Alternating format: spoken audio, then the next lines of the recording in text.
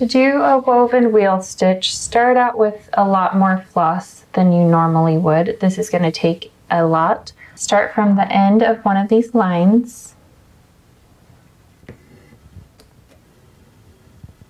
and follow that line to bring your needle back down to the center.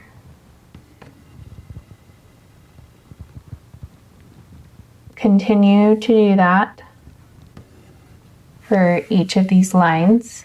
You should have an odd number of lines. If you're doing a bigger flower, you might want to do more lines than just the 5 that I have here. I wouldn't do less than 5 though.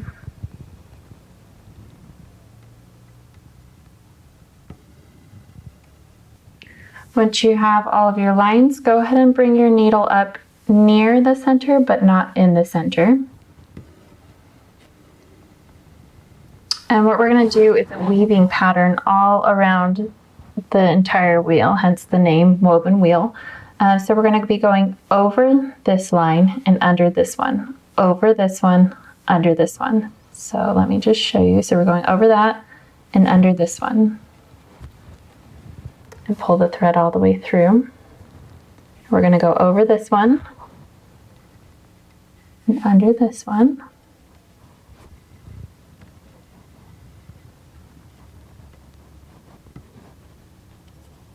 Over this one, under this one.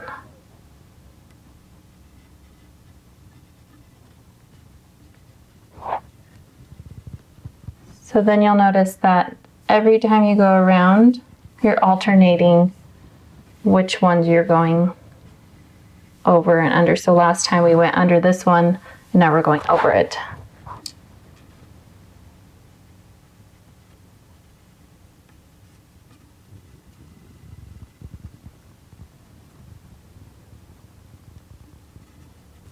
If you run out of thread while you're stitching your woven wheel, you can go ahead and, so we just went under this line and now we're going to go over this one and go to the one that you would go under next. And instead of going under it, just take the needle and push it through in that spot to the back of your hoop.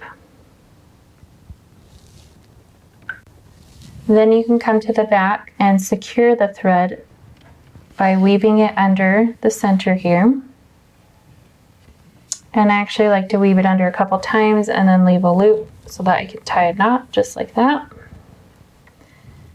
And then you could, if you're out of thread, which I'm not yet, but you can go ahead and trim that off and then tie a knot in your new piece. And then you're going to want to come up in the same spot. So here's the one that we pretended to go under, but we went instead through to the back. So now we're going to come up from the back on the other side of this line, giving the appearance that we actually just took the needle underneath that line like we were supposed to. So then continue to stitch around just like before. As your flower gets bigger, your needle or the thread might have a tendency to try and go over the top of the flower like this, and you don't want it to do that. So if it starts to do that, just kind of guide it off to the side like that and make sure it ends up going around the flower and not across it. As you're stitching this, be careful that you also don't pull your thread too tight, otherwise it's going to end up going underneath your work. You want it to be secure, but not so tight that it's going to distort your shape that you're making. Once you've covered up all of those lines, go ahead and go to the one that you would have gone under again, and bring your needle through to the back instead of going under. Once you're at the back, secure your thread by bringing it up through the middle a couple of times, leaving a loop there and tying a knot. And that is how you make a pretty woven wheel flower.